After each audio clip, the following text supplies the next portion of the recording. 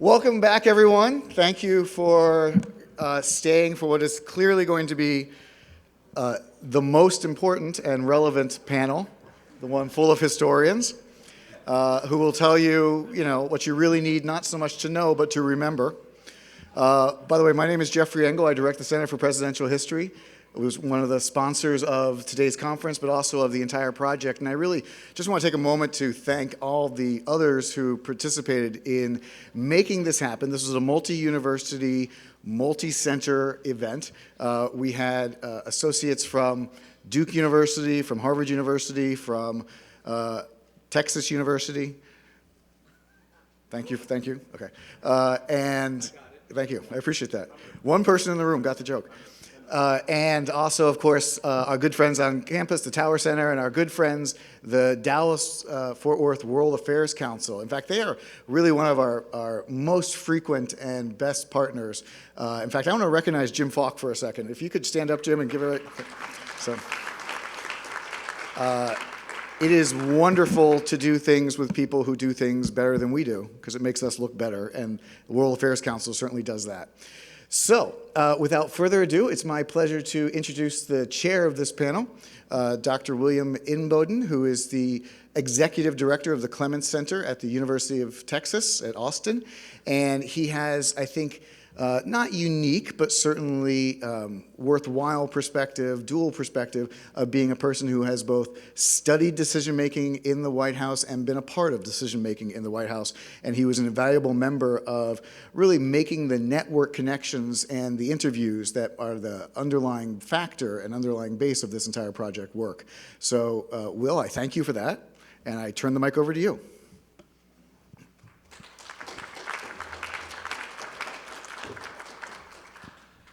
Thank you very much, Jeff. I am honored to be moderating this panel here with four very dear friends and valued colleagues.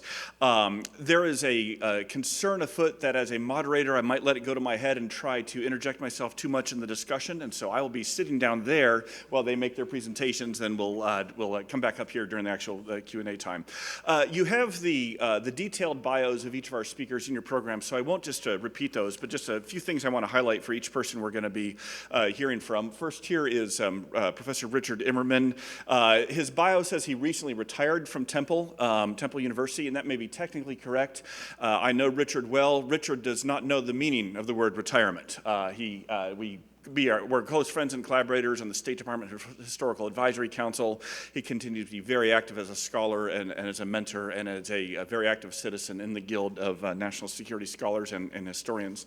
Next to him is Professor Mel Leffler of the University of Virginia.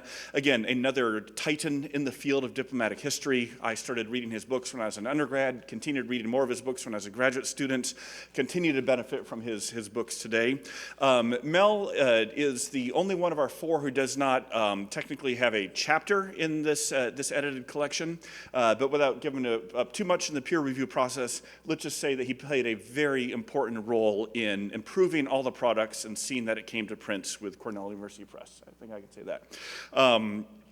Our interloper on this panel of historians is Dr. Kori here, who is technically a political scientist and a protege of the great Nobel Prize-winning economist Tom Schelling. But frankly, Kori's a longtime dear friend and former colleague from the Bush administration as well. Has had many important roles in academia and think tanks, currently runs the International Institute for Strategic Studies in London, and is frankly a better historian than a lot of card-carrying historians. And so we are honored of you. And then finally, Professor Andrew Preston, who is a Canadian by birth and citizenship, did much of his education and studies in the United States, and is now a professor in the UK at Cambridge University, also a dear friend and also a contributor to the book. So with that, we are going to turn it over to our panel. Each one will be reading his or her comments from up here, and then sitting down, then we'll have a Q&A time. So please join me in welcoming our panel.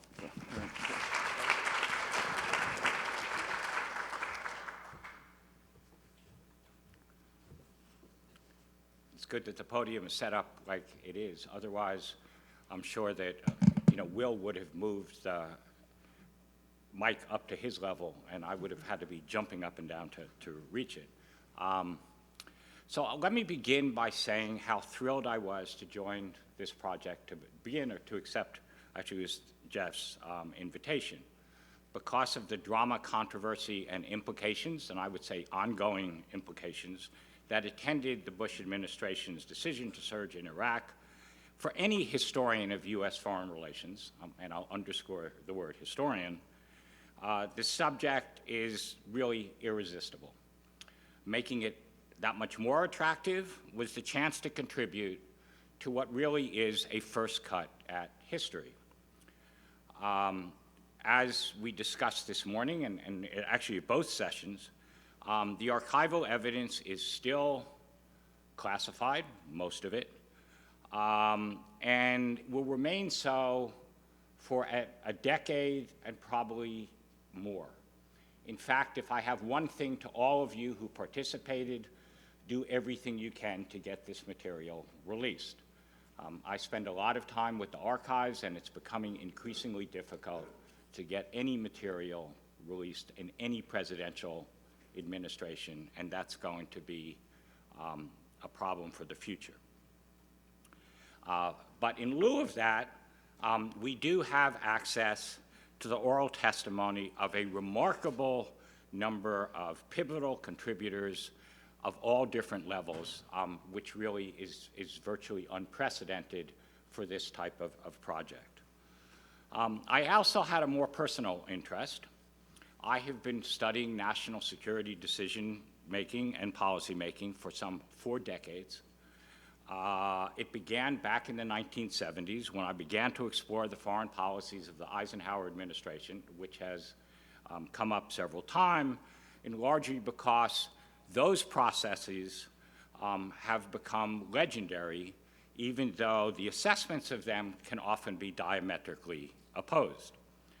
I'll come back to that in a moment, but you can understand why a project aimed at drilling down into such a momentous yet complicated decision held such great appeal for someone like myself.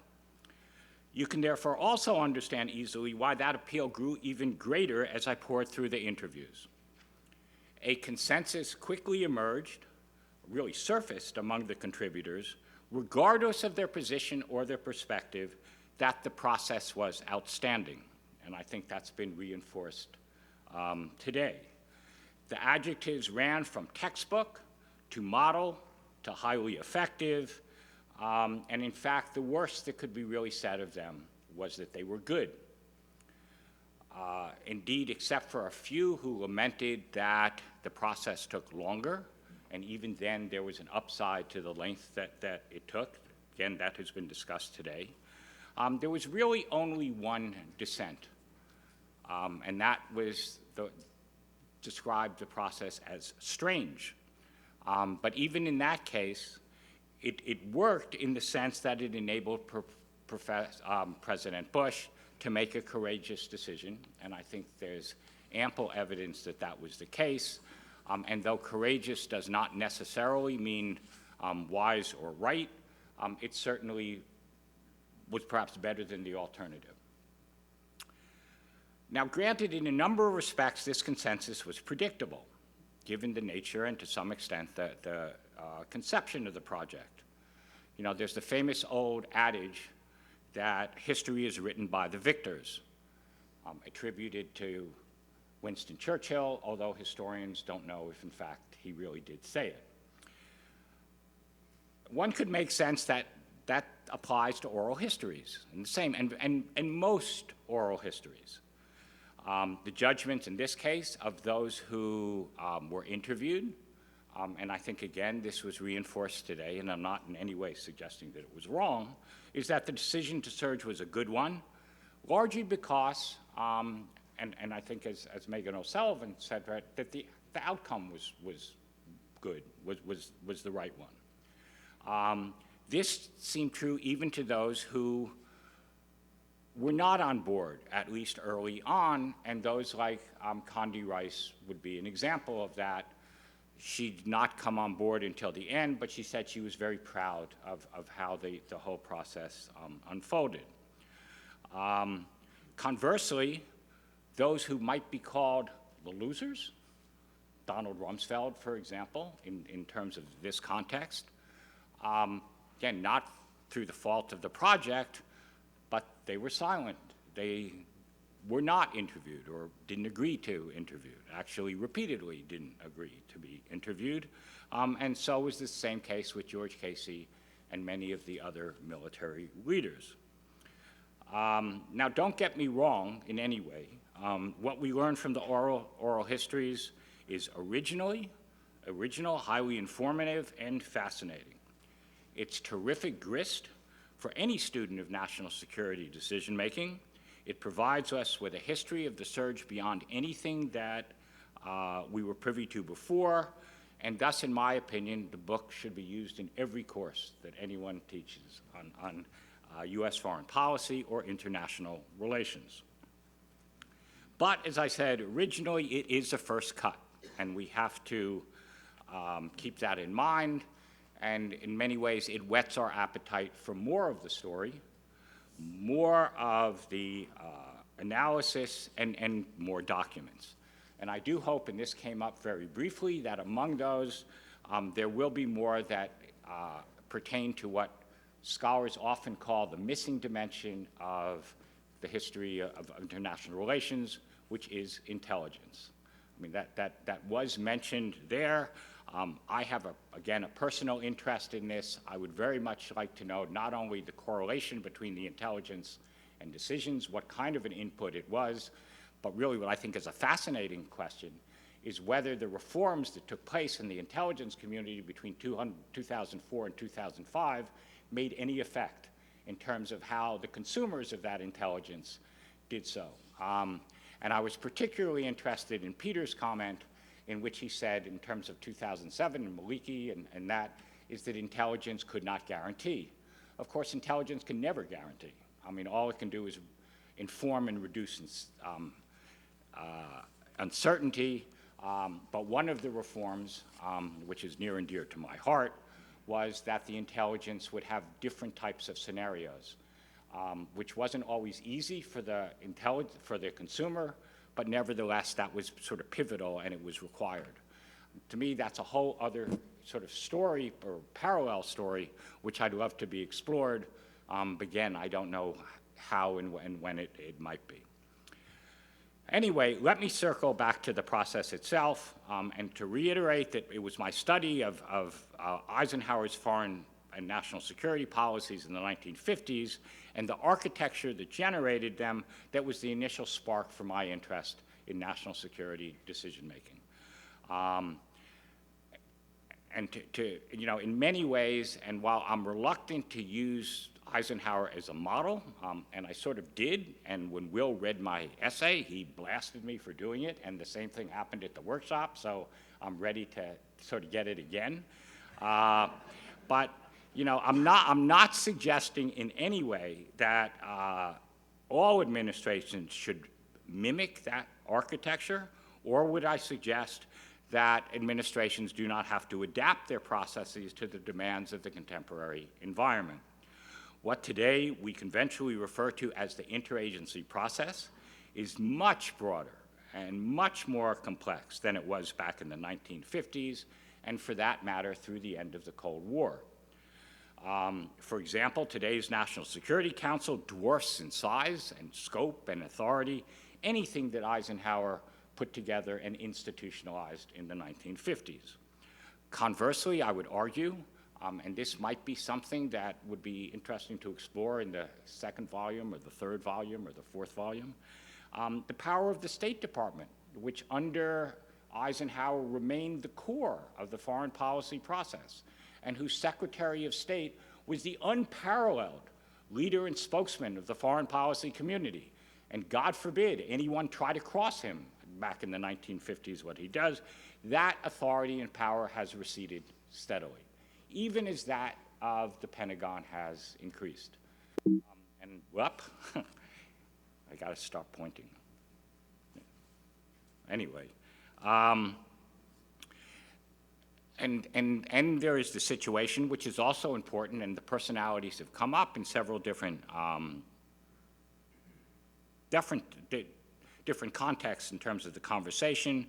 that no president since Eisenhower, with the possible exception of George H.W. Bush, I have to mention that because Jeff's here, none of the senators possessed anything any close to his reputation, stature, or therefore experience or political capital. And because of his military authority, I think there was no one class. So that was sort of very important.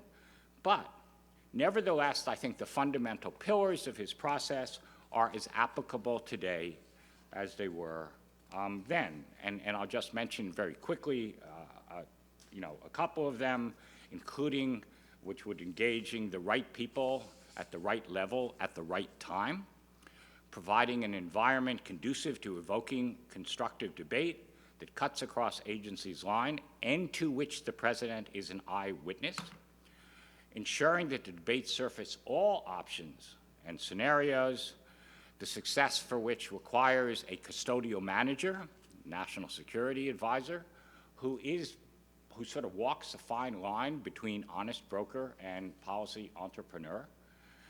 And finally, some sort of mechanism that ensures that once a decision is made and implementation begun, monitors the progress to decide whether or not some sort of change is necessary. To repeat, I'm not claiming that that process or architecture are models. I am a historian and not a political scientist. And that every president must be able to devise an architecture that he or she is comfortable with. But I will argue that all of those elements should be present in one form or another. And now I'll quickly go over my criticism, which will limit how much I can be criticized for it. But I'll be happy to discuss anything further during the question and answer. So to begin with, there was not a mechanism to trigger a review or a monitor. And to trigger, Eisenhower had an appendage of the National Security Council, many of you know this, called the Operation Coordinating Board. It never worked as well as it was intended to work, but it did assure that an execution of a policy could not continue indefinitely without some kind of appraisal of that policy, periodically. Not continually, as Brett McGurk said, but it would be at various intervals. In this case, there was no mechanism to trigger that review, sort of automatically, and even though from late 2005 through 2006, many national security officials and entities at different levels expressed profound concern with U.S. policy and direction, that there wasn't a review. There were meetings, many meetings, referred to in interviews as stylized, but they didn't necessarily get them to where it needed to go. Finally, the NSC itself, or its elements of the NSC, really forced a review, and yet it took place covertly, clandestinely, I don't know what word you want to include it, in which it basically cut out the Secretary of Defense and many of the service chiefs or the uniformed military.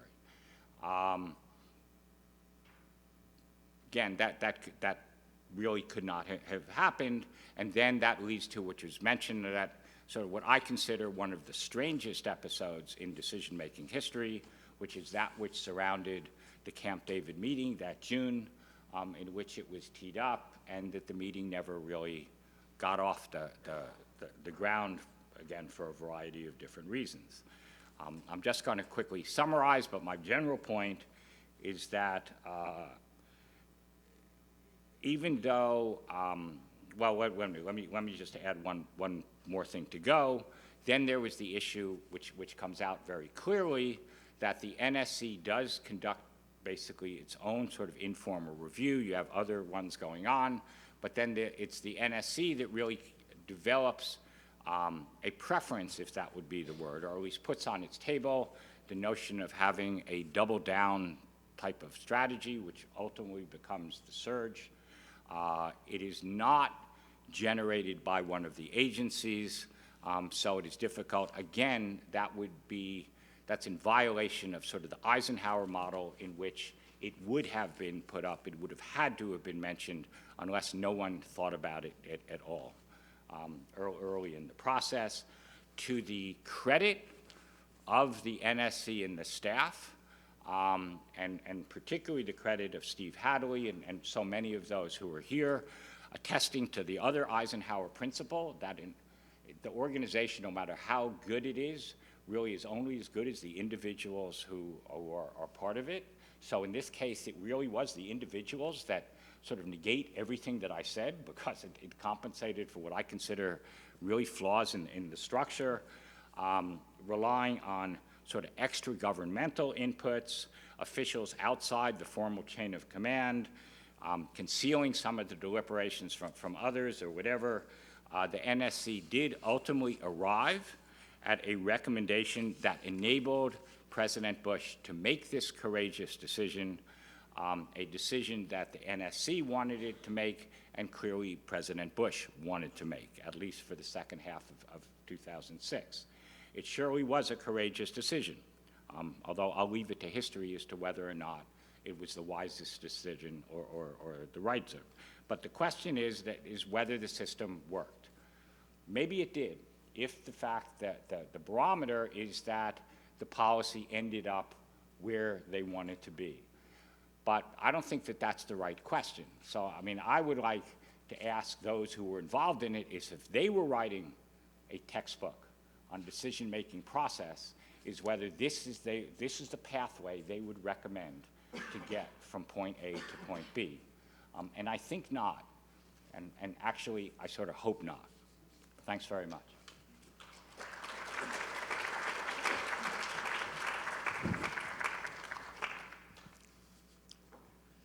So first of all, I want to begin by thanking the organizers for asking me to attend today. I think that it was really inspiring this morning and earlier this afternoon, inspiring both as a scholar and even more importantly, inspiring simply as an American citizen to listen to the thoughtful reassessment of the decision-making that went into the surge. I think it's incredibly impressive for us as Americans to think that we have had such people, whether we agree with their decisions or disagree with their decisions, making policy in the highest echelons of the White House, the State Department, and the Pentagon, and elsewhere. And I think it behooves us, all of us, as Americans, to think how different things are today and how consequential it is that we do not have serious, thoughtful-minded people engaged in the process comparable to the ones that we've heard today. I also want to preface my remarks by saying that I don't have a stake in this volume. I was not interviewed for it. I've not written an essay for it. I was an outside referee. But I also hope that Peter Feaver will take my comments thoughtfully as an objective scholar, because I did not sign the letter as an academic in 2002 opposing the war, and I like to think that I've come to whatever views I've had, which are pretty complex and textured, about the decision to go to war and about the aftermath, and that just because I'm an academic, I don't necessarily have vested opinions politically inspired. Okay, I'm on probation, I know. By 10 minutes from now, I think I will probably not get your approbation, but at least I'm on probation right now. But I want to say I was asked to make some overall comments about the book and the surge. I think it's a wonderful book. The interviews are really illuminating. The volume is seamlessly edited. The interviews are brought together in a very, very effective way so that they provide an excellent, really excellent chronological overview of the decision to surge troops in Iraq. I also very much admired the essays. I admired them because they offer such different perspectives.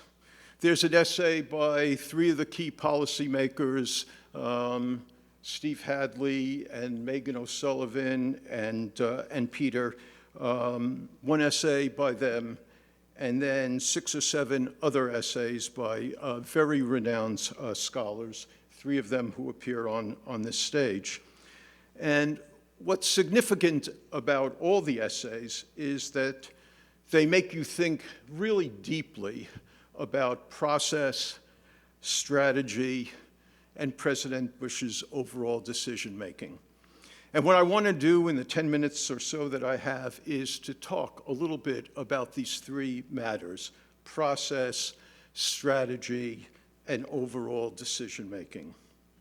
So first of all, in terms of process, Richard, who you've just heard, is very critical of the process, but actually so are some of the former policymakers like Philip Zelikow. Nonetheless, in my judgment, Steve Hadley and Peter Feaver and Megan offer a compelling defense of the process in their essay. They make 2 really important points.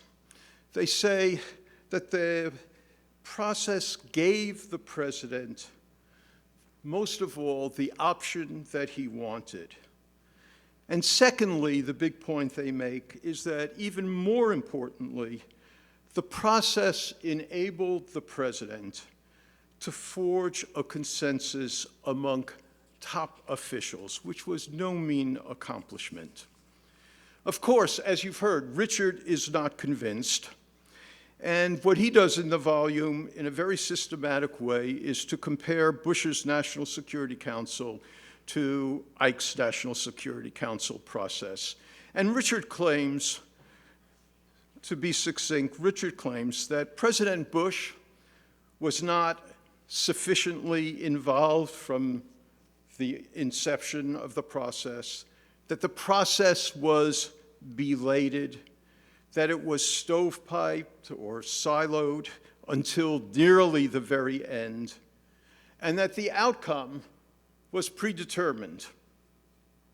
What's interesting, I think, is that Steve Hadley and Peter Feaver and Megan O'Sullivan do not really directly rebut those criticisms, and they don't say that their process is a model, that it's a textbook model. They clearly don't make the claim that they were trying to emulate Eisenhower's process, the process that President Eisenhower employed so effectively. That's not what was on their minds. But they make the larger point throughout their interviews and throughout the volume. They make the larger point that we've heard this morning, that the process worked. That's what counted. The process worked. And that word is used over and over again. And I would say that this assertion that the process worked invites examination of strategy, not simply process, but strategy. What does it really mean to say that it worked? In the volume, Bob Jervis, who's one of the most renowned scholars of international relations and decision-making in the whole world, Bob Jervis notes that there's much dispute among experts about whether the surge actually made a lasting difference or whether it was even decisive in the short run. And in part, Doug Lute underscored that today and said that there were many other ingredients that made the surge work rather than simply the deployment of American troops. Concurrent developments, says Bob Jervis, like the Sunni awakening, may well have contributed more to the outcome, more to making the surge work than the deployment of additional troops itself. I personally believe that Jervis is far too skeptical of the short-term impact of the surge. In my opinion, the surge did work in the following way. The surge worked in that it significantly mitigated sectarian killings and insurgent attacks. In fact, according to the newly published history, the official history of the Army in the Iraq War, a volume that just came out a few months ago, 1,300 pages long, it points out that not only did civilian casualties and deaths significantly decline after the surge, during the surge and afterwards, but that insurgent attacks declined from about 140 per day in early 2007 to virtually none on a routine day in 2009. That to me suggests that it worked, at least tactically.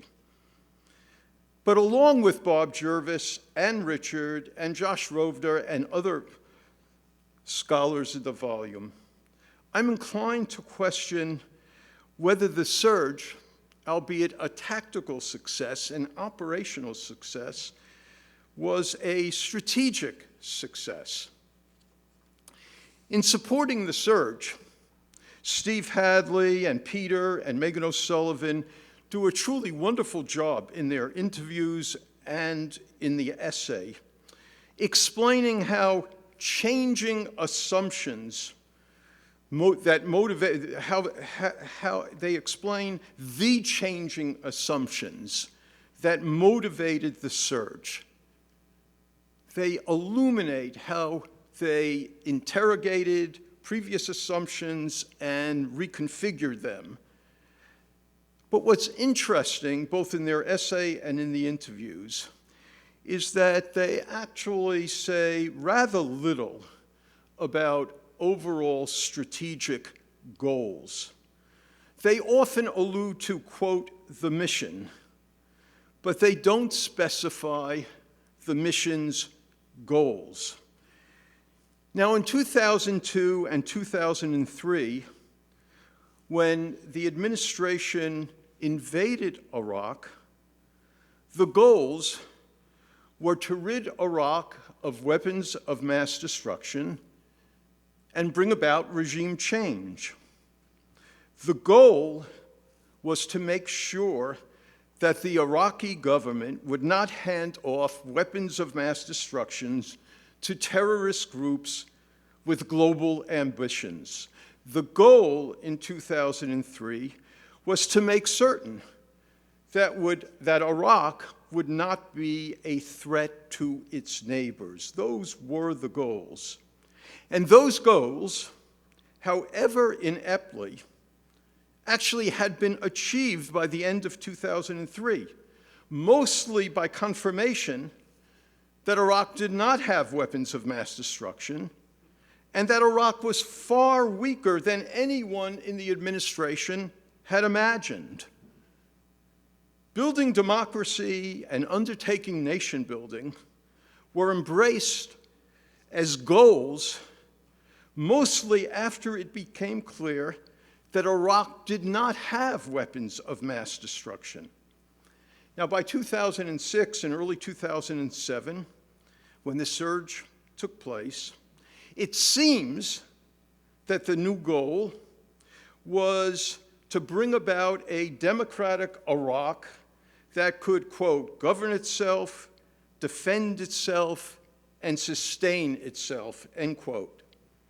Yet in the interviews quoted in this book and in the essays, there's little discussion, really, of how democratization and nation building related to overall U.S.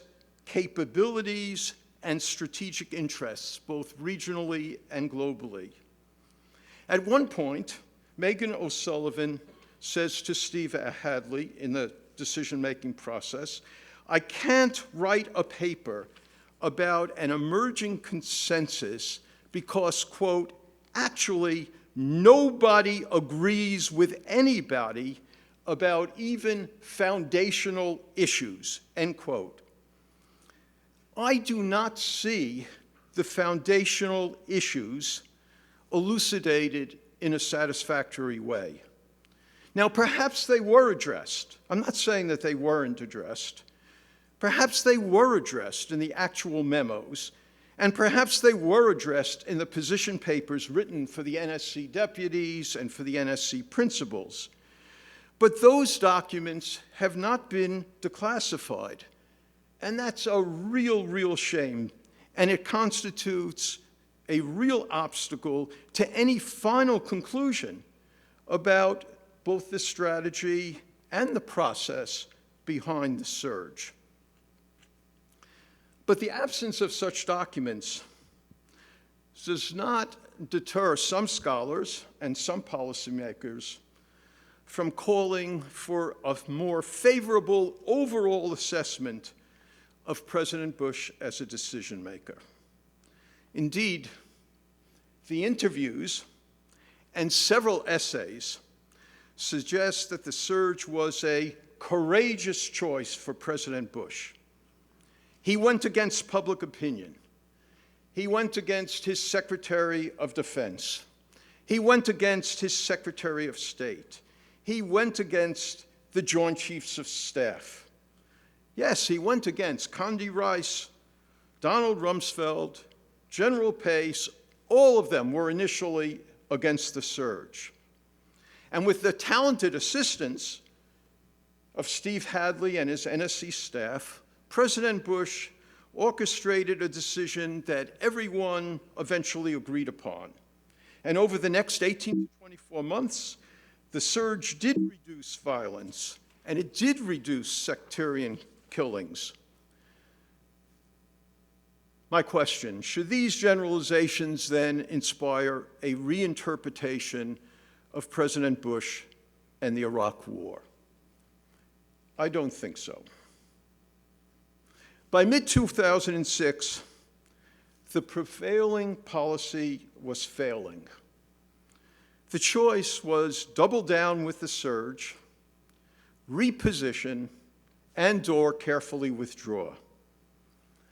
Nobody around President Bush, even the opponents of the surge, could face a pullout and acknowledge defeat, whatever that might mean. So the only option, actually, was the last card, the surge. Bob Jervis explains this in terms of what political scientists call prospect theory. Prospect theory says that people, all people, not just policymakers, all people, are most inclined to be big risk takers when they face defeat. In my opinion, you don't need prospect theory to explain this decision. You only need to know the personality and character of George W. Bush. He was a proud, confident, intelligent, stubborn man who believed that his credibility and reputation as president would be forever blemished if he, quote, lost the war in Iraq. He believed that the credibility and reputation of the United States would be forever blemished if the country, quote, lost the war. What I want to hear from you, Bush allegedly said to the Joint Chiefs, what I want to hear from you is how we're going to win, not how we're going to leave, end quote. President Bush received some evidence that the surge could work. He found out that 5 brigades actually could be made available. He was informed that the brigades could be used in an effective manner in and around Baghdad. He learned about the so-called Sunni awakening.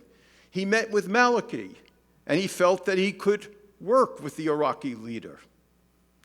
The odds, however, were still low. Everyone seems to have thought it was still a real gamble, really gutsy. That's why the book is called The Last Card. So a key question is, when odds are low, does it make sense to take such a risk? I think this is a really significant issue all the time, not just in this decision. When odds are low, how do you know that you should take such a risk? In retrospect, it seems like, of course, it worked out, but the odds going into it were perceived as rather low. Did it make sense to take such a risk? President Bush thought so. He felt that the disastrous outcomes stemming from withdrawal or defeat was far more consequential than the chips he was about to invest. The surge might not work, but if it failed, his reputation and record would not be much worse than it already was. The surge might not work, but if it failed, the reputation and record of the United States would not be so much worse than it already was as a result of the imbroglio in Iraq. So then, does the decision reveal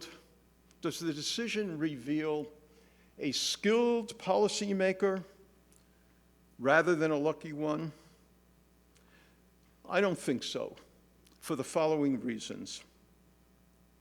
President Bush's actions were terribly belated.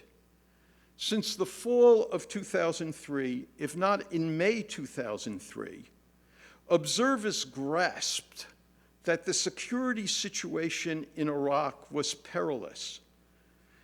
There were 12,000 civilian deaths in 2003, almost the same number in 2004, over 16,000 civilian deaths in 2005, and about 29,000 in 2006. And from the onset, local commanders like General Sanchez and civilian officials like Paul Bremer, the head of the Coalition Provisional Authority, as well as Pentagon leaders like the Army Vice Chief of Staff, General Keane, they all warned that there were inadequate forces. President Bush was slow to deliver those forces. Now, President Bush was hamstrung by Donald Rumsfeld, his Secretary of Defense. Rumsfeld's staunch commitment to a lean force stifled an early re-examination of policy. President Bush left his Secretary of Defense in office far too long. The Secretary of Defense was hated by many inside the Pentagon as well as inside the State Department. Rumsfeld was officious and condescending to Rice and sometimes to NSC staffers. His lines of communication with the Coalition Provisional Authority had been terrible. Rumsfeld belatedly assumed responsibility for the torture at Abu Ghraib, and he offered to resign. But President Bush refused to accept his resignation. The president said no again in 2006 because of the so-called revolt of the generals would have made Bush look weak. But Rumsfeld was critiqued because his performance was deplorable, and the president should have fired him. Failure to do so was a grave error. Third, Bush was slow to augment overall forces. Lots of generals and admirals in the Pentagon opposed the surge because it would supposedly, quote, break the force. Finally, President Bush skillfully garnered their assent by promising to enlarge troop numbers overall in late 2006 in exchange for JCS support of the surge. If this was good policy then, and it's emphasized that it was very good policy, why was it so belated? Why did it not take place earlier? When President Bush went to war, and in my view, that decision actually was understandable. When he went to war, President Bush never gave enough thought to the post-war situation in Iraq. The president assented to consequential decisions like de-Baathification and the disbandment of the Iraqi army without deliberative processes in the spring of 2003. Those decisions had terrible long-term ramifications. Finally, President Bush's definition of interests and strategic goals, like democratization, were elusive, grandiose, and ultimately unachievable. As some of the commentators said in the previous session, Americans have to understand the limits of their power, and that was not understood. And consequently, I would say that the tactical success of 2006 and 2007 is dwarfed by the strategic miscalculations and bureaucratic dysfunctionality that had beleaguered the Bush presidency since its inception. The just published official history of the Army in Iraq, and it's about 1,300 pages long, filled with citations to real documents and extensive interviews. The just published history of the Army was commissioned by General Odierno himself and approved by the current chairman of the Joint Chiefs of Staff before he took that position. The official history concludes on the last page in the following manner, quote, "The failure of the United States to achieve its strategic objectives in Iraq was not inevitable. It came as a byproduct of a long series of decisions, acts of commission and omission, made by well-trained and intelligent leaders making what seemed to be reasonable decisions. At one point, in the waning days of the surge, the change of strategy and the sacrifices of many thousands of Americans and Iraqis had finally tipped the scales enough to put the military campaign on a path towards a measure of success. However, it was not to be, as the compounding effect of earlier mistakes, combined with a series of decisions focused on war termination, ultimately doomed the fragile venture," end quote. When I think about the surge, that is the conclusion with which I would concur. Thank you.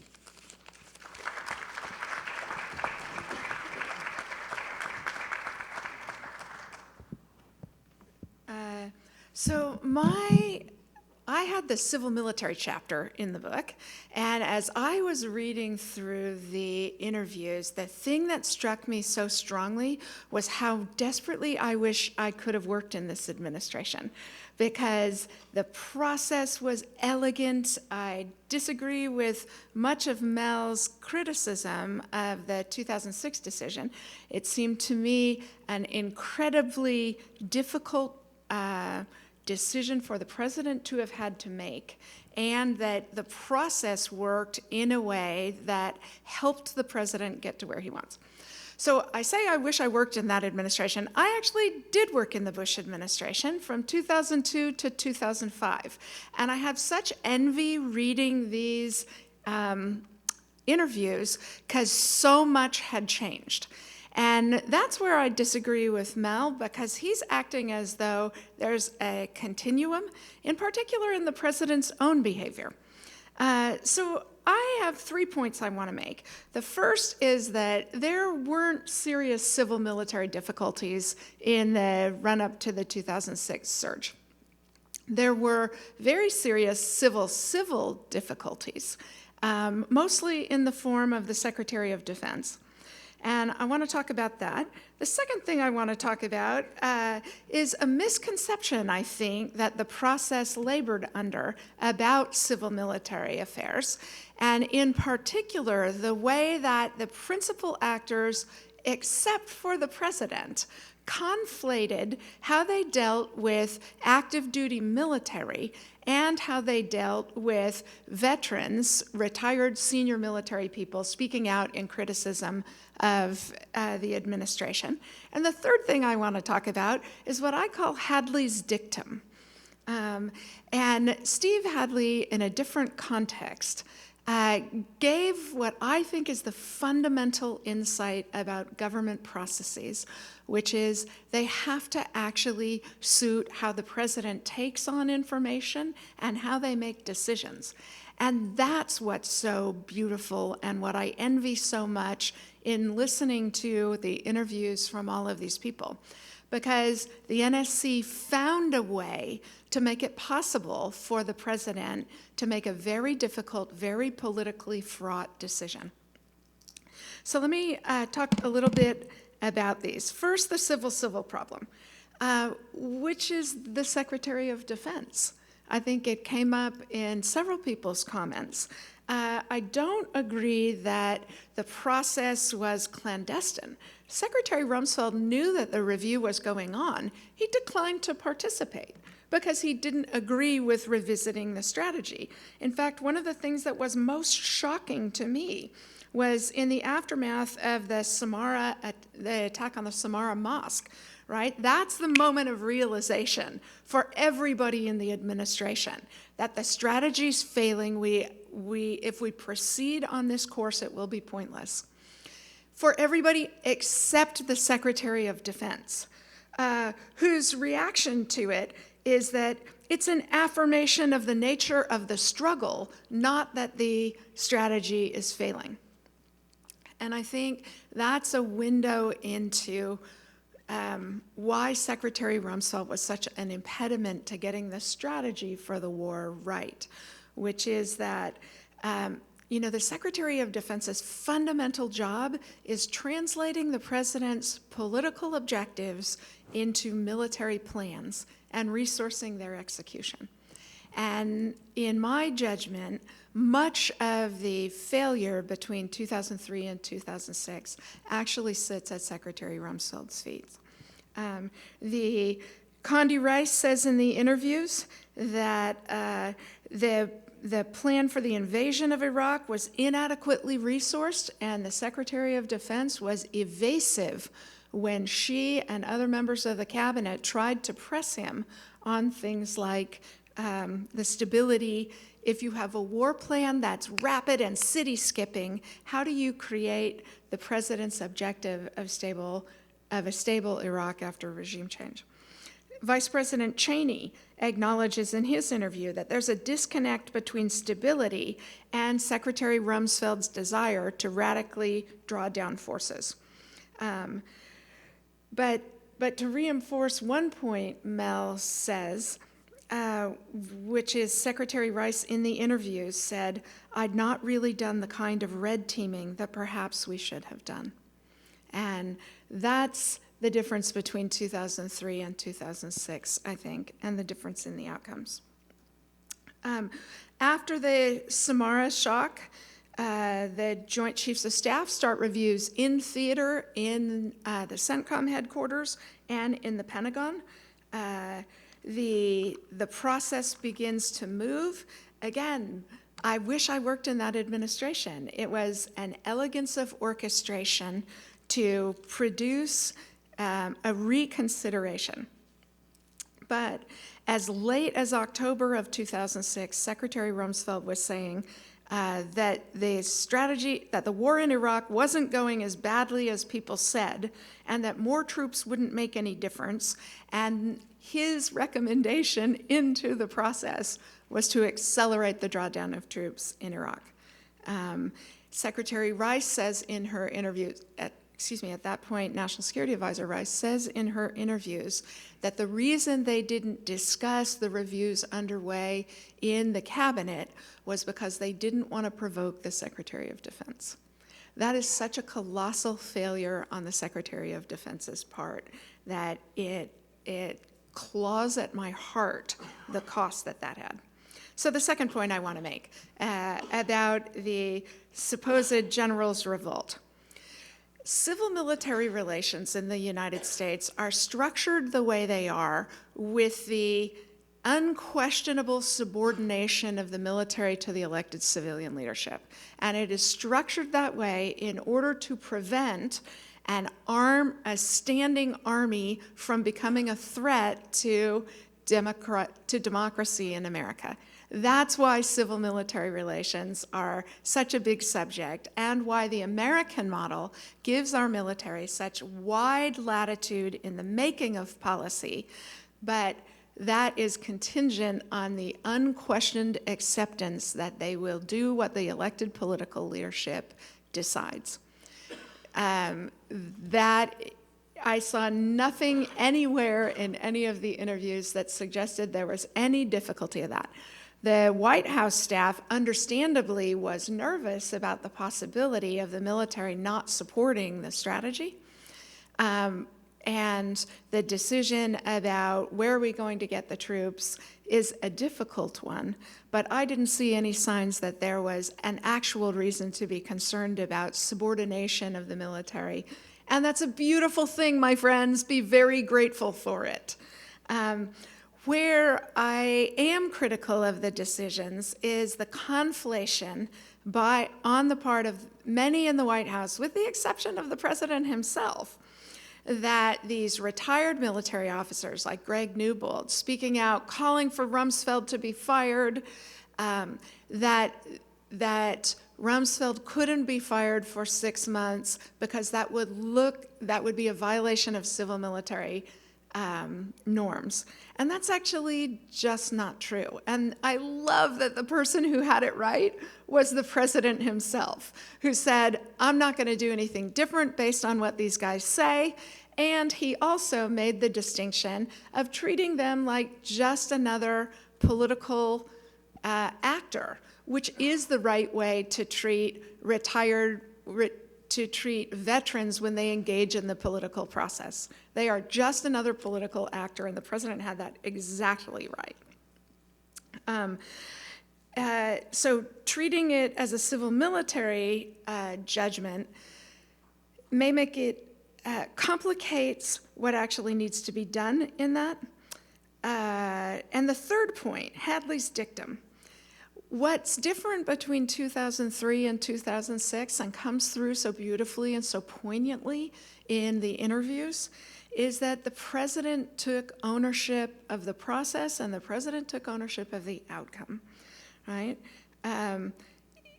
Josh Bolten, the White House Chief of Staff, says, the president I saw at those war meetings was, to me, noticeably different from the one I saw in every other context. This is before the surge. The White House Chief of Staff says that the president was deferential to the military's views, that he didn't have the confidence and the rigor of challenge that he had in other circumstances. The chairman of the Joint Chiefs of Staff says the same thing, that the president was not directive, he was solicitous of the military's views. All of this is before the process that the NSC set in motion. And I agree with the White House Chief of Staff, Josh Bolten, that Steve Hadley actually deserves the credit for making a process amenable to the president to get him wider apertures of information. And Megan and Peter deserve a lot of credit in this as well, but I struggle to think that a different national security advisor, one with affection, Steve Hadley, one that lacks your grace, would have been able to to align the pieces such that all of these things happened. And when the challenge came from the Chief of Staff of the Army that we don't have the forces, it'll break the Army, I thought it was actually really striking. This is not recounted by the President, but it's recounted by several other people in the interviews, that the President, when confronted with the Chief of Staff saying, "I fear this will break the Army," the President's rebuttal to that was, "Losing a war is what will break the Army," which is exactly Commander-in-Chief stature. And as Condi Rice says, George W. Bush was a different president in 2006 than he was in 2003. And that comes through really powerfully for me in the interviews. And let me close with something President Bush did say in the interviews, which I think sums up really nicely why this worked as well as it did, which is that the military's job is to figure out how to win. The President's job is to decide if we want to win. And that's what works in 2006.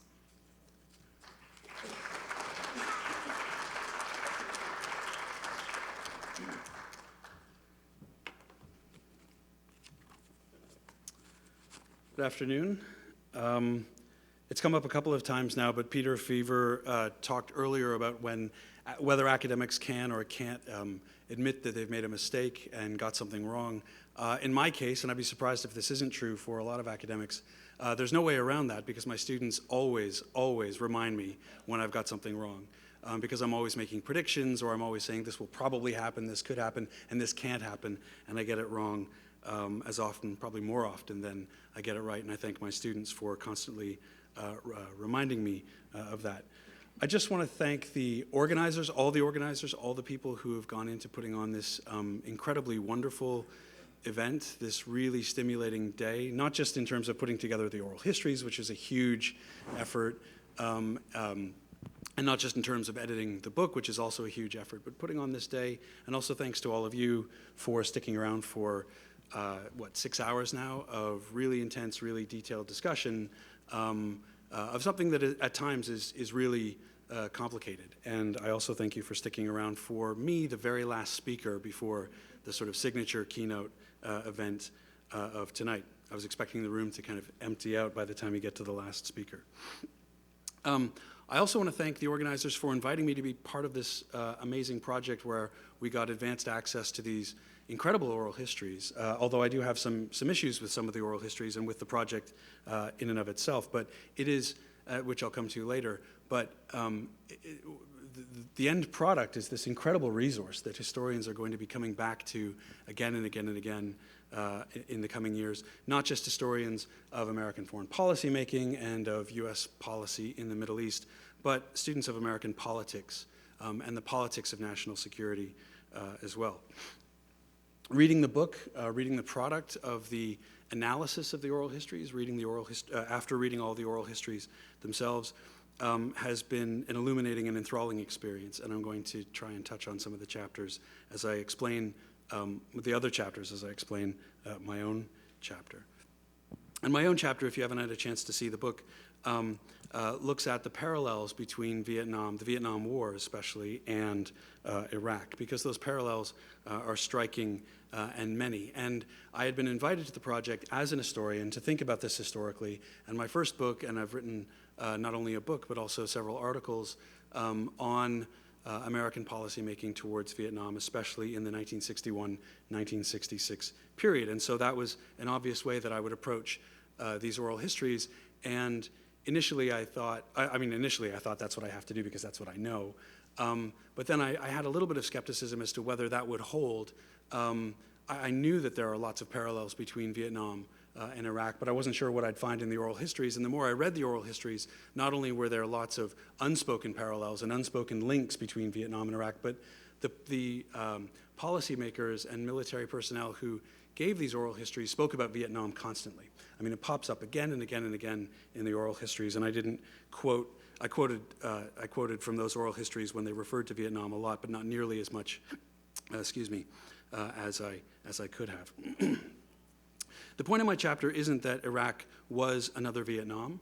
That's both true and untrue. but that examining the surge through the lens of Vietnam can help us understand the dynamics of policymaking in Iraq. And I'm particularly interested and intrigued by the notion of victory, specifically the idea that the surge in 2007, which was by all accounts successful, meant that the United States had won the war. And that comes up constantly in the oral histories, this refrain of, we're going to win. Not only are we not going to lose, but we're going to win, and once the surge is implemented, this helps the United States achieve victory. Before I get to that, why a chapter on Vietnam? I'd like to say a little bit more about that, other than the uncanny similarities and other than the frequent refrains that we find in the oral histories. In Vietnam, Lyndon Johnson faced two critical moments when he was asked to surge troops.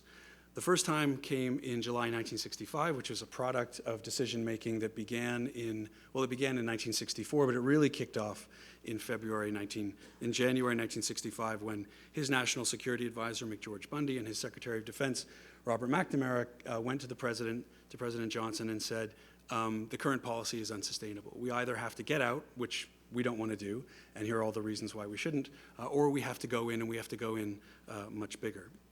And Johnson initiated a review process and a discussion process that culminated on July 28, 1965, when Johnson effectively Americanized the war by announcing a surge. He didn't use the word surge, but effectively announcing a surge of tens of thousands of more U.S. troops. And then Johnson was faced with another decision over whether to surge troops in Vietnam, and that was in February-March 1968, in the wake of the Tet Offensive, when to the media and to a lot of people in Washington, to a lot of people around the world, the South Vietnamese and the United States had suffered a calamitous setback, if not an overwhelming defeat. But the U.S. military personnel on the ground in South Vietnam in February, March of 1968 said, actually, this is an opportunity. And we've got the Viet Cong on the run. We've got the NVA on the run. We're pushing them back. They're not making any gains. And we need tens of thousands of more U.S. troops to consolidate those gains.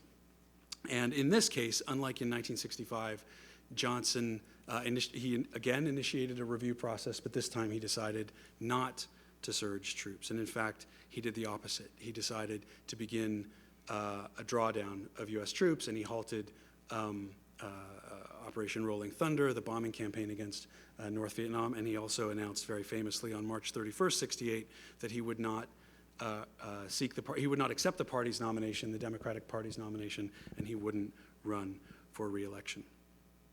There are also, and so what I wanted to do with Iraq, with the decision in 2006, 2007 to surge troops in Iraq, is to examine Bush's decision in light of Johnson's decision. But there are all sorts of other ways I could have approached the analogies or the parallels between Vietnam and Iraq. There's the obvious issue of nation building, which occurred in both countries and ran into problems in both countries. There's the other side of the, pun intended here, there's the other side of the coin in counterinsurgency to nation building.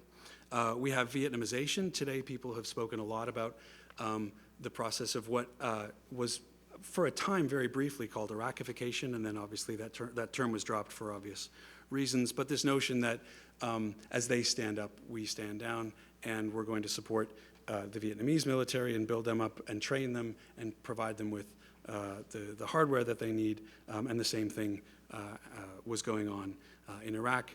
And then Ambassador Edelman earlier referred to the what we might call the specter or the shadow of Ngo Dinh Diem, and thinking about whether to get rid of Maliki. Ngo Dinh Diem was the South Vietnamese leader who was overthrown in a U.S.-sponsored coup. He was overthrown by a junta of South Vietnamese generals in November 1963. And the policymakers, almost to a person, as well as historians and journalists, whether they were hawks, whether they were doves, whether they were somewhere in the middle, pretty much everybody agrees that that was the critical error that the United States made, was to sponsor an overthrow of Diem, not to have a plan for who was to follow in his wake, not to have a plan for the instability that did follow, that was probably predictable. And that was what drew the United States into the war And if you're a hawk, it's a mistake because it drew the United States into the war, but on really shaky ground and on terms that made the U.S. occupation of South Vietnam look profoundly illegitimate. So there are all sorts of ways that we could explore Iraq in light of Vietnam, and I've done so because of the project, thinking about how Johnson went about deciding whether to surge troops or not in 1965, 1968. And I just want to touch on 3 conclusions that I draw from this examination that I flesh out in greater detail in the book. And one is about process, which when I started my chapter, when I was invited to examine these oral histories and to write my chapter, my first book was on McGeorge Bundy, who was National Security Advisor to Kennedy and Johnson. Bundy really invented the position of National Security Advisor as we know it today. He didn't invent the position itself. That was under Harry Truman, but he basically made the National Security Advisor the National Security Advisor, and that's when people started referring to the position a little bit after that in those terms, rather than as a special assistant to the president for national security affairs. So that was my original work. I looked at Bundy, I looked at the NSC staff and their role in the escalation of the Vietnam War. So I'm already a kind of process nerd in an historical sense. So I knew that I'd be looking at process. But what's really struck me today is just how often process comes up again and again and again from the practitioners and from the scholars.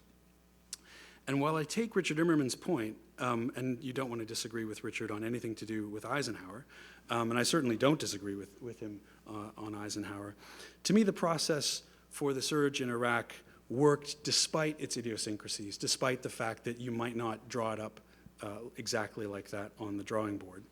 A genuine consensus was reached, even when initial opponents were brought into the process, and then they were brought in a way that allowed them to buy into the final decision. So you reach a consensus when consensus didn't exist beforehand. And I think Stephen Hadley deserves all the praise that he's been getting today.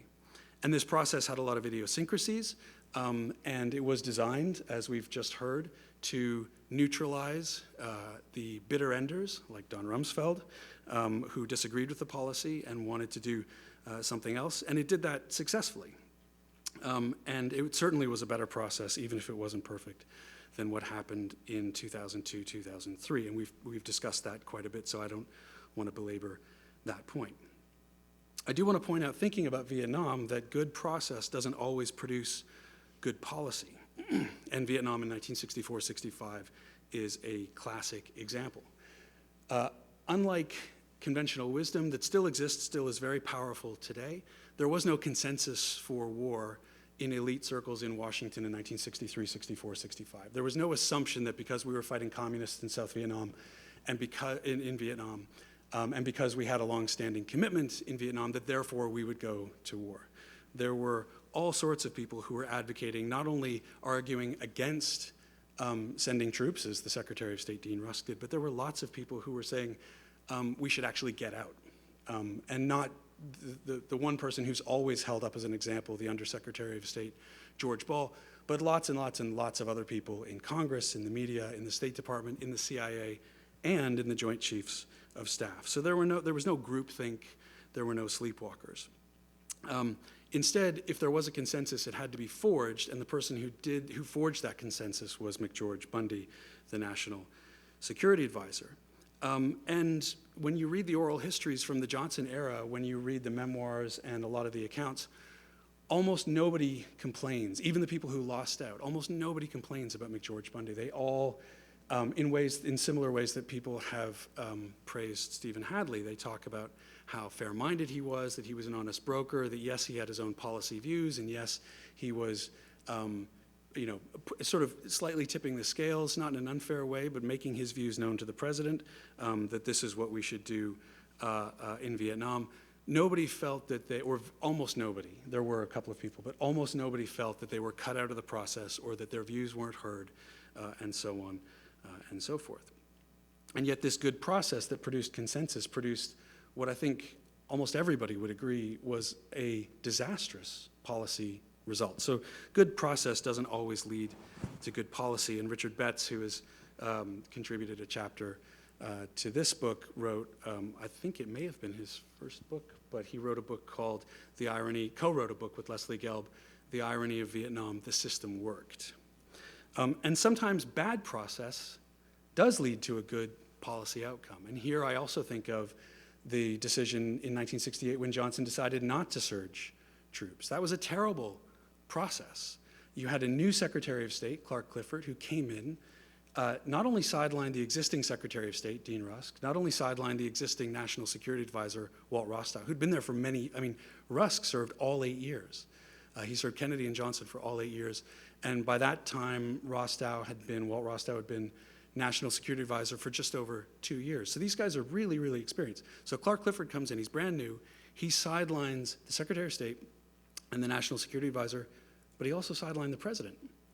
And that's the really remarkable thing about the decision, about Johnson's decision not to surge troops in the wake of the Tet Offensive, is that he wanted to surge troops. He wanted to grant General Westmoreland's request to send more troops.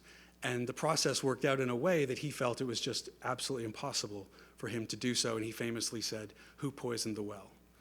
And yet, there are people who make an argument that Johnson should have surged troops, that Westmoreland was right. Maybe that's true, but not very many people do agree with that, and I certainly don't. And I think the good policy outcome was to begin disengagement. So sometimes bad process can provide good policy.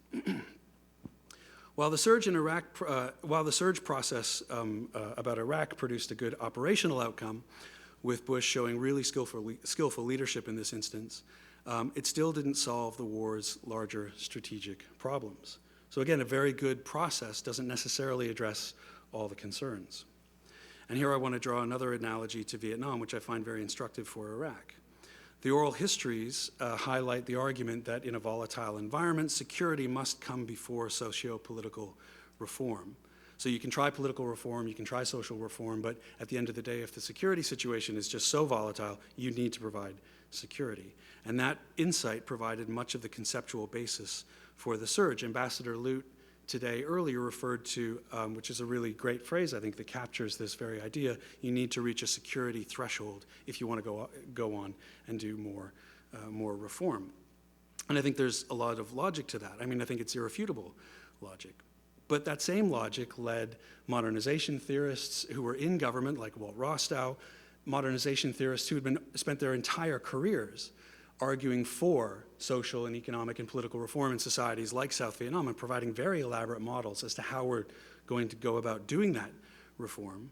That same logic led people like Rostow to argue for the Americanization of the war, for surging troops in Vietnam, to stabilize matters in the short term, to then provide a basis for reform. And of course, in Vietnam, in between 1965 and 1968, in between those two decisions, Johnson's decisions over whether to surge, all that did was conceal the greater strategic problems that loomed over everything. So Johnson's decision to surge troops in July 65 stopped the free fall. It stopped the ever downward spiral of security and stability in South Vietnam. And so you had that security threshold, but then what?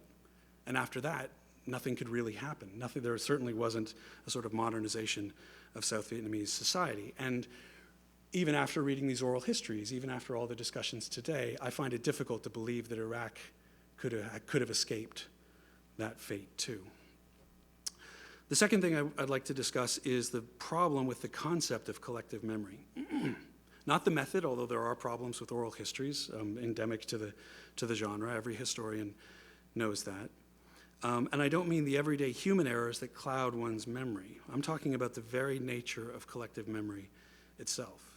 And I think behind these oral histories and the very title of the project, there's an assumption that collective history is something that's there. It's something to be discovered. And that it's neutral. And that once you have this collective memory, therefore, you can get at the truth of something. And I think that's highly problematic. Collective memory isn't usually organic. The memories that a society has of the past that are kind of benign and just grow up and emerge, that's not really collective memory. Sometimes it is, but that's usually something that's closer to nostalgia. Collective memory does occur, but it doesn't occur naturally. It has to be made. It has to be forged. It's a social process. It's a political construction. And it doesn't just happen out of nothing. And that's what the oral history participants for this project were doing. They were creating a collective memory to give a particular policy an air or veneer of legitimacy, a seal of approval.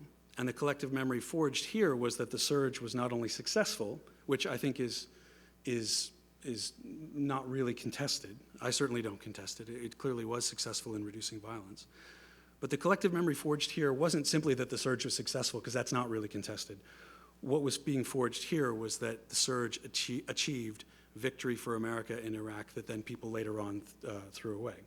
Now, that may or may not be true, but the collective memory oral histories here don't, in and of themselves, prove that. And I think there's an assumption of the people who gave these oral histories that is self-evident, that victory was attained. And that brings me to my third point and final point, which is that the surge can't be considered a victory because it was a means to an end. It was never the end. It was a battle in the war. It wasn't the war itself, and I agree with much of what Mel Leffler just said on that note. To be clear, the surge was a success. There's no question about that. Yet, the surge may have created conditions for victory, but that too is, of course, up for debate.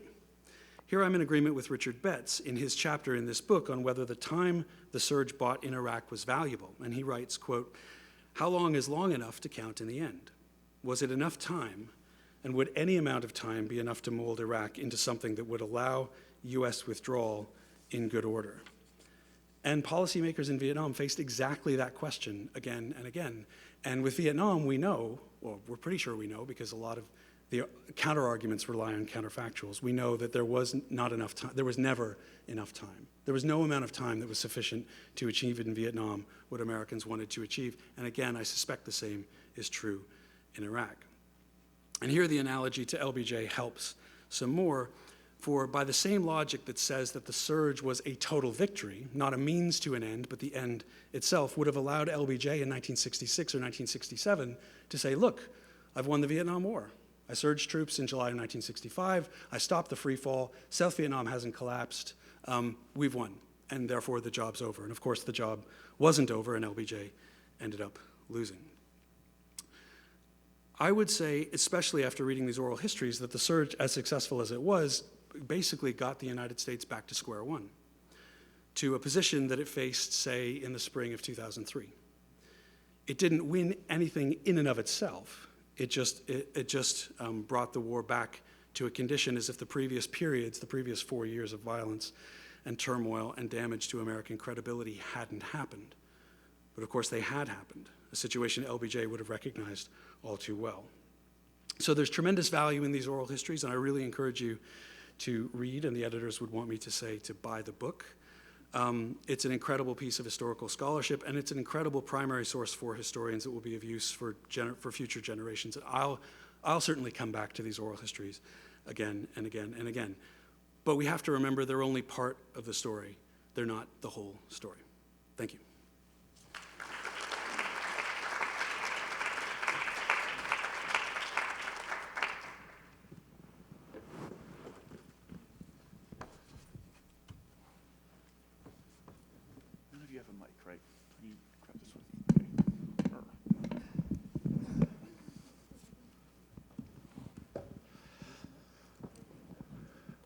All right, I and my temporary chair have lots of questions and little time, and I think there may be a number of questions from the audience, including perhaps from some of our previous panelists. So I'm going to dispense with the 4 pages of potential questions and comments I had written out here. And I'm just going to put one question to the other panelists here, which you can take in any number of directions, because this may or may not tease out or elaborate on a number of the themes that came up. And after this, we are going to turn it over to the audience, so please be preparing your questions. 2 historical episodes were mentioned and focused on by a couple of you in your chapters, Richard, particularly the Eisenhower NSC, and then Andrew, Vietnam, especially in the LBJ administration.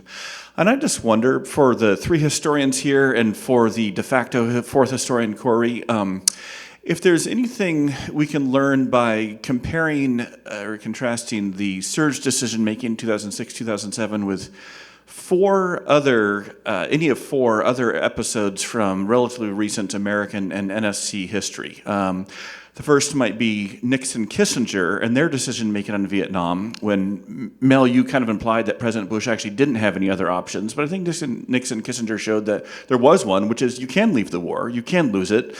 May or may not have been the right one, but it was chosen. What is there from that episode? The second might be a more focused one, the Carter administration and Desert One. The third might be the Reagan administration in Beirut in '83, '84.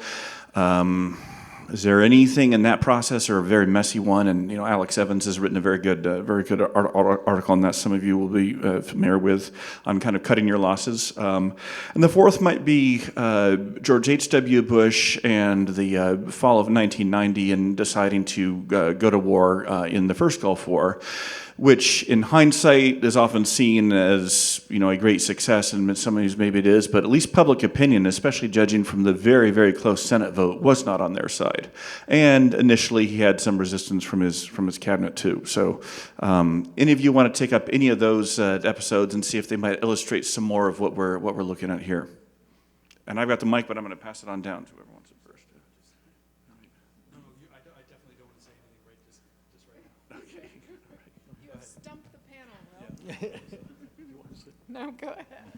Well, I'll just say something about the comparison to Nixon and Kissinger. You seem to be saying that they decided to withdraw, and I'm not sure if I would characterize their actions that way.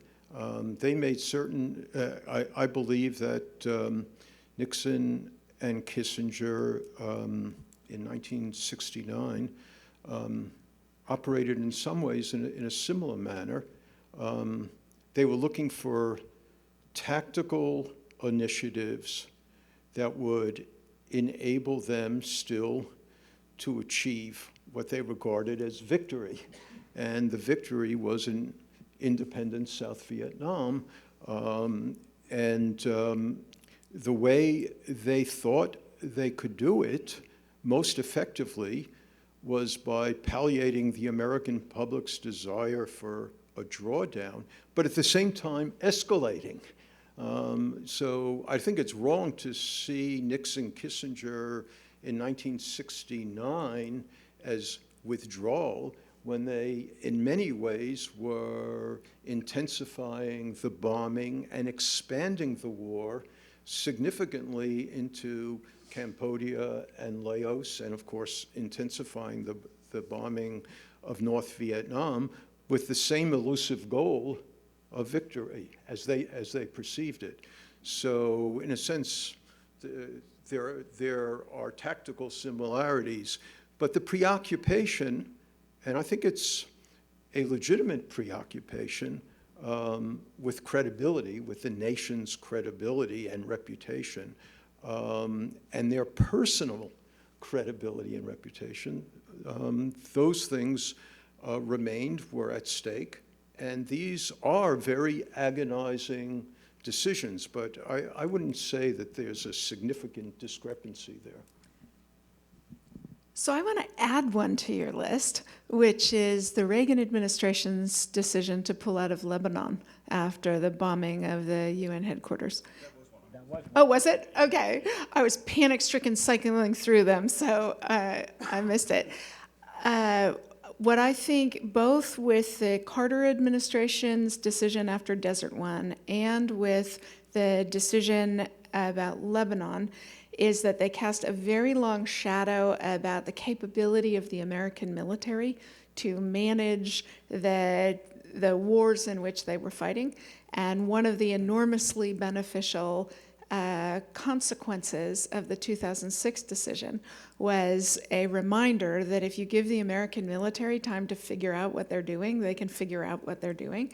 The adaptability of the American military, proven, like the criticism that I think is incredibly damning and legitimate of the American military in 2003 is, how come nobody anticipated that a weaker adversary would pick an asymmetric strategy and drive the costs up to you, right? That's classic weaker adversary position.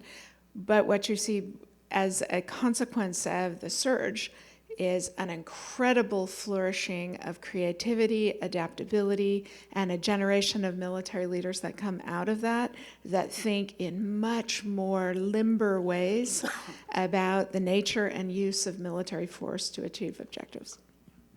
So of those 4 examples, one doesn't belong in that one was successful, the last one with President H.W. Bush, and the first 3 are failures.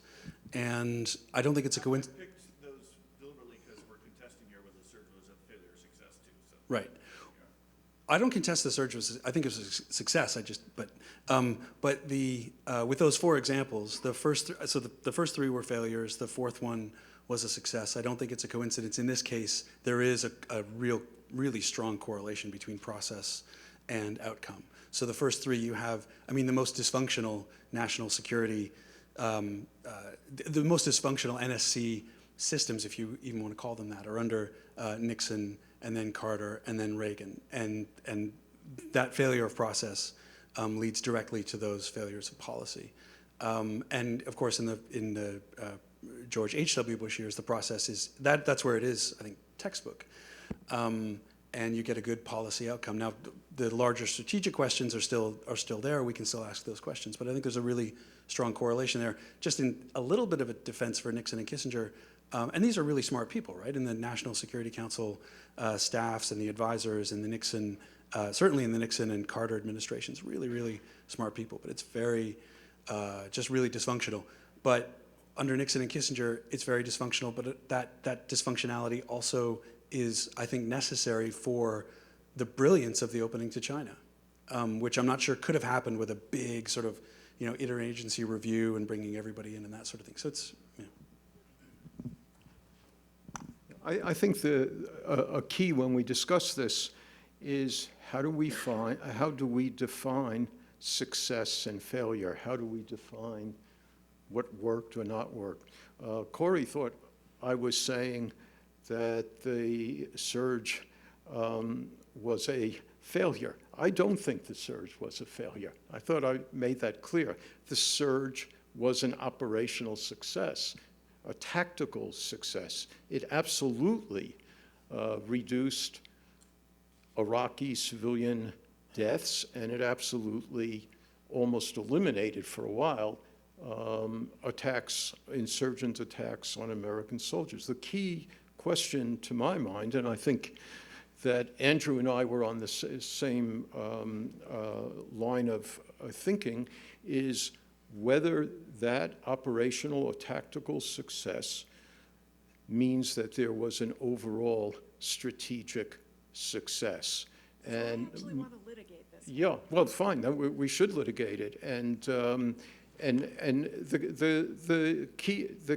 the key issue here, right, is that many people, and this relates to the comments about collective history of an administration or collective memory, that we should highlight the surge and think that President Bush was not the decision maker in 2006-07 that he was in 2003, and therefore we should have a much more favorable view of the administration of George W. Bush. And I think in the long run, are people going to really remember the surge, or are they going to remember the initial decision to invade Iraq that turned out to be so flawed? And that's not because I am not saying that it was misconceived, but I think it turned out to be flawed, partly because the national security decision-making process worked so badly. And I do think, by the way, you keep saying, well, President Bush was different in 2006 and 2007 than he was in 2003. He really took control in 2006 with the decision and the outcome. Well, I do think President Bush was different in 2006 and 2007 because of the experiences he had gone through.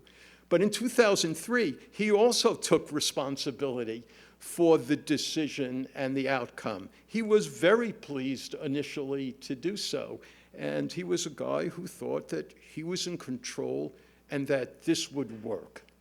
And it turned out that many of the decisions that he made, I would say right after the invasion, turned out to be incredibly flawed, and that's why in the official history, when they say, when it concludes with a focus on decisions that were made that were never sufficiently overcome. And I think that pulsates through the entire course of the administration and suggests an inability to have the capabilities to achieve the strategic goal of supposedly democratization and nation building. Did Dr. Schake want to go? Much of what you say is enormously persuasive, and I think especially the point that with a long view, the decision in 2003 is going to be the decision that frames the Bush administration. Why I think the surge in 2006 was more than a tactical or an operational success is that as the security situation stabilizes in 2007, Iraqis start to practice normal politics. You start to get cross-sectarian voting. First of all, you start to get voting without violence. You start to get cross-sectarian voting. You start to get political compromise that was not a feature of Iraqi politics ever before. And that, I think, is the strategic success. Yeah, I just want to make two very quick points. And first of all, I'm not going to enter into the debate as to whether it was a strategic success or not, because I'm not ready to reach that conclusion yet. And I think, again, that's a problem or a benefit of being a historian. So yeah, usually me with a microphone is a dangerous thing because I tend to scream anyway. So I think it's that. But I just want to sort of leave that for a verdict. But the other thing I want to say in terms of these different cases that perhaps we haven't discussed as much is the time frame in which the policy process is being played out. And a number of the cases that you mentioned, it was really telescoped compared to this issue. And here I think there was an advantage to how long it took for the process to unfold. And that in many cases, particularly in Kissinger-Nixon, whether you talk about China or SALT is a great example of a policy process that really unfolded over years. And despite sort of the dysfunctionality in many ways of the process, I think it ended up, again, I'm not sure it was a strategic success, but I think that the policy unfolded in a way that served the president very well. Time for questions from the audience. So, okay, I got one right behind you right there. My name is Bob Merle, and I spent 2.5 years in combat in Vietnam. First time, as you were talking about, was with the surge, February of '68. Was with the 82nd Airborne Division. We went over there, and I would like to know if anybody is aware of a single major battle in Vietnam that the U.S. military lost. And I would venture to say 0. We lost that war not because of the military, but because of political decisions that were made in the U.S. My second tour was with Studies and Observations Group. I don't know if you know anything about them because it was a very top secret organization that did cross-border reconnaissance into Laos, Cambodia, and even North Vietnam. It's no longer classified, so that's why I can talk about it. But what happened in 70 and 71, Nixon started using protocols on us that significantly reduced our ability to defend ourselves when we were in those countries. And he did that because he was preparing to go into China and open it up. And he didn't want to threaten China. So if you have any comments on that, I'd appreciate it.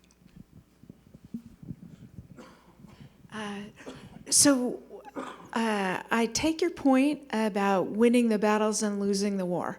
And that's because the military strategy required a level of resources, including a period of time, that was beyond what was politically saleable for the president. And one of the things that is so impressive about the decision to initiate the surge is that they managed to beat the clock.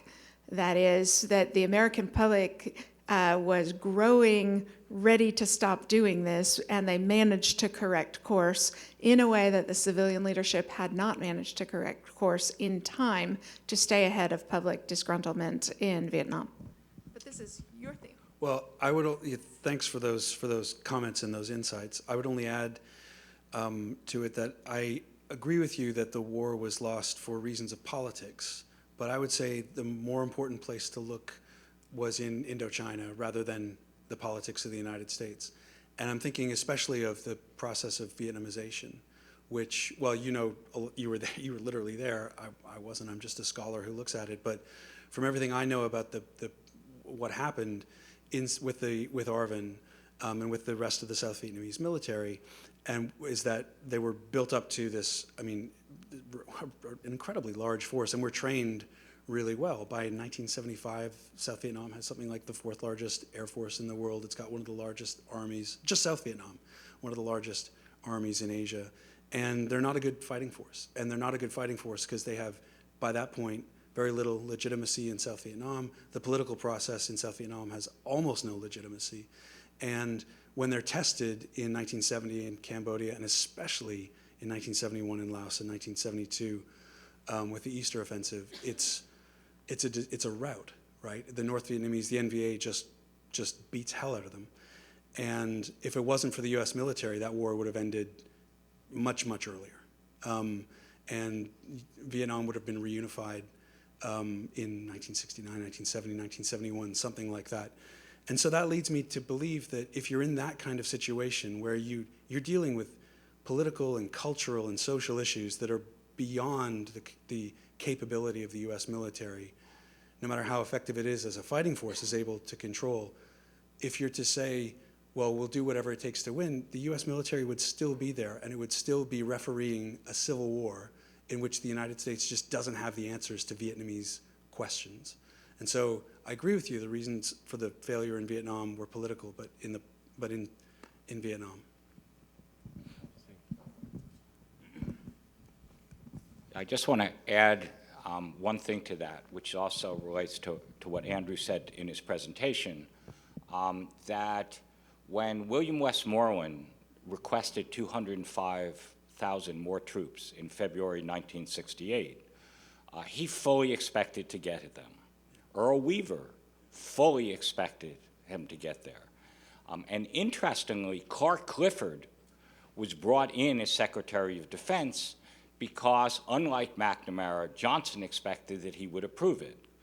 His reason for not approving it, and he did staff it out, and he was very explicit, is that Congress was not going to support this at this point. So in fact, there are really a remarkable parallel between what was going on in Congress at the same time, and I think Kori's absolutely right in terms of beating the clock, that in Vietnam, basically, the horse had left the stable as far as Kissinger did, and that was what was poisoning the well and why Johnson was so surprised.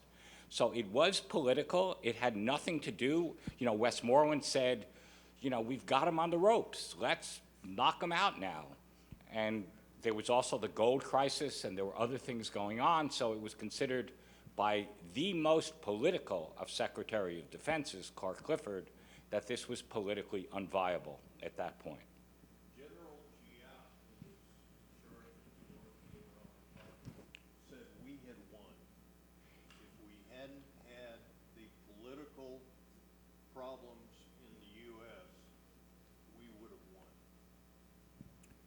Yeah, I mean, it's interesting. We could go on for this, but yeah, but also Jop was sort of no longer a player at that point, which just happened to have been what we have learned over the last several years.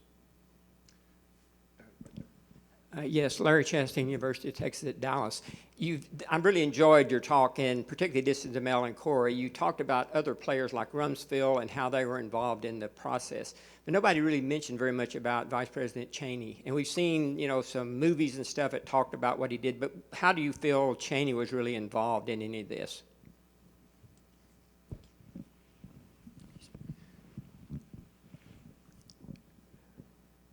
Actually, that's a good question for the policymakers themselves who were involved and observed it.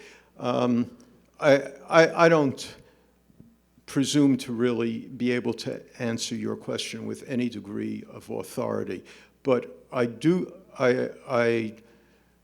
my sense is that Vice President Cheney was not a decisive player in the events leading up to the surge. He was obviously a participant.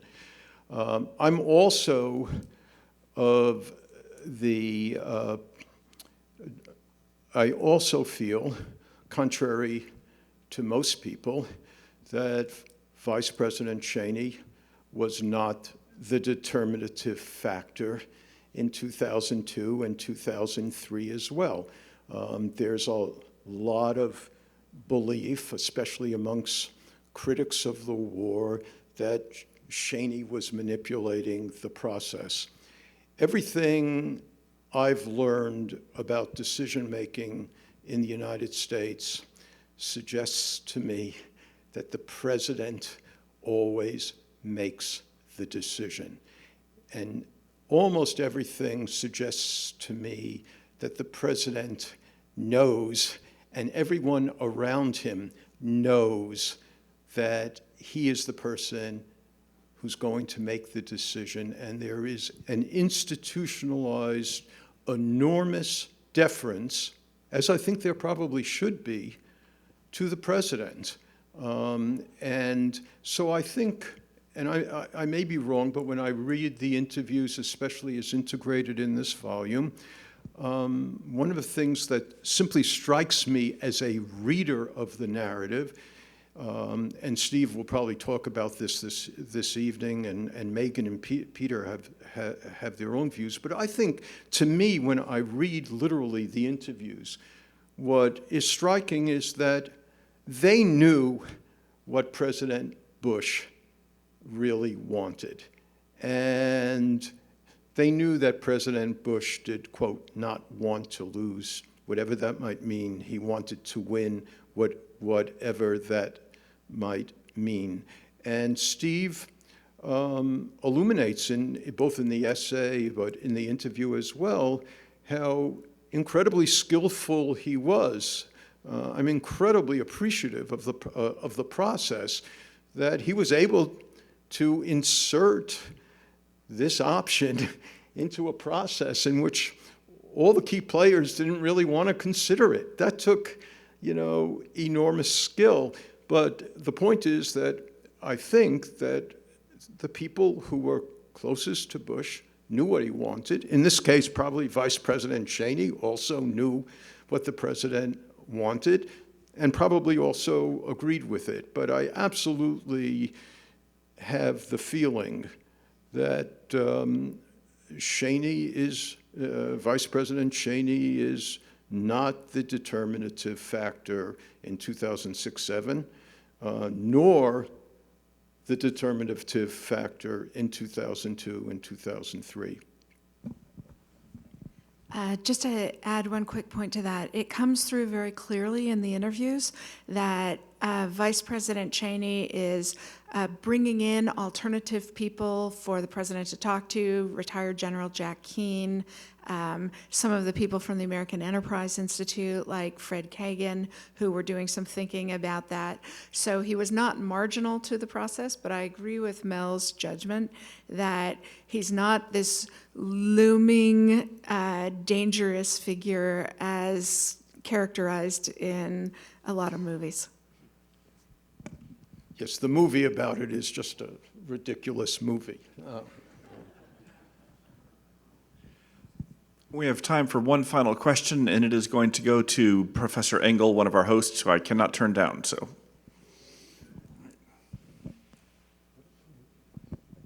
First, I'd like to say that no matter what you think of the moral of the movie, it's a very entertaining movie. So I would like to ask a question to this panel of esteemed historians, and I would like you not to question the question, because you could, and that would lead us down a far more interesting rabbit hole, not interesting, far deeper rabbit hole than whether or not 65 or 66 or 67 is the applicable year for Iraq. So don't question the question. The question is, when the history of the surge is written, what do you think people will draw as the principal lesson? and remember, you can't question the question. Who wants to go first? I would just reiterate my basic theme. Tactical success, operational success does not dwarf overall strategic failure. And the reasons why there was strategic failure are very complex, and they relate back to earlier decisions, as well as a deeper understanding of the complexities of Iraqi society that had not been appreciated and could not be overcome. But I think people will say what I think is striking in the book, that it was, in fact, a tactical success shaped by incredibly good process that worked in a very narrow way. And maybe that's all that one could have been anticipated. It's hard really to know because, the administration leaves, right? Just as the surge is really tactically most successful. What would have happened subsequently, if the Bush administration were there? It's really hard to say, especially in the context that no one should ever forget, is that there's a catastrophic financial crisis that's going on simultaneously. I also think that it would be extraordinarily interesting to compare President Bush, the decision maker in Iraq, 2007, 2008, with President Bush, the decision maker in the financial crisis. And I wonder I have no idea what conclusions would come from that, but I think it would be extraordinarily interesting and would help people sort of come to some larger generalizations about the president as a decision maker. So I'll be somewhat more narrower, since I'm still not willing to make a judgment about the strategic sort of denouement. But as someone who still won't accept that this was such a good process, what I will say that the takeaway for me is that the individuals who populate the process are more important than the process itself. You'll notice Richard's refusal to take a stand, and it reminds me just of the little vignette when Henry Kissinger was talking to Zhou Enlai, and Kissinger said to him, "What do you think of the French Revolution?" And Zhou Enlai says, "It's still too early to tell." I mean... I think the lesson will be a reaffirmation of what Edmund Burke said in 1775, that the use of force alone is but temporary. It may subdue for a moment, but it does not remove the necessity to subdue again, and a society is not to be governed that must perpetually be conquered. I can't believe I have to follow that. So lesson, I don't know about lessons, but I think what people will, when they read this book, when they do the history of the surge, they'll think what might have been if this process had been in place in 2002, 2003, and if the people had been there in 2002, 2003, if they, because I can't help, that's what I kept thinking, reading the oral histories, reading this book, thinking it would have been different, and it would have been different in a better way. That's a great conclusion.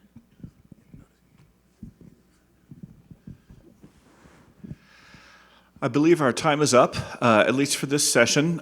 Before you join me in a round of applause for all of our panelists, and you will do that, let me remind you that this panel may be up, but our edification is not. We will be resuming at 7:30, I believe, in this room, correct, Jeff? A lot of hard questions have been raised today, a lot of controversial opinions voiced. All of those will be resolved with perfect clarity by Steve Hadley. So do not miss that. However, to hear Steve Hadley, I highly recommend you go to Hughes Trigg Auditorium, which is where the keynote will be held. Okay. And there will be a reception there beforehand. And I really cannot thank everyone here enough for not only putting in a long day, but putting in a productive day, and also to everyone here who made this project possible, whether you were a person involved or a person who studied. Thank you very much.